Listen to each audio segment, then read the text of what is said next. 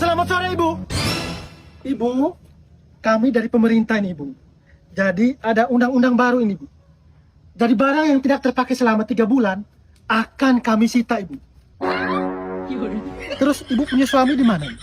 Ih, sapu suami ada pi merantau. Merantau berapa tahun sudah, Ibu?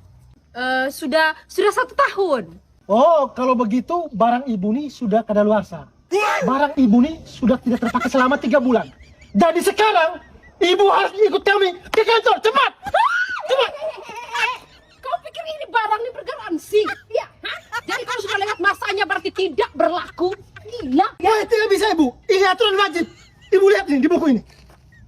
Sinta, Ah, Pak, itu sopnya suami sudah pulang merantau itu, Pak. Itu. jadi begini, Pak. Jangan marah ya.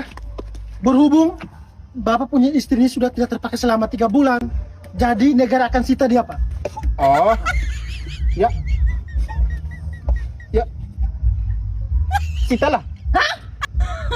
Ya, karena saya juga masih ada reserve. Sayang,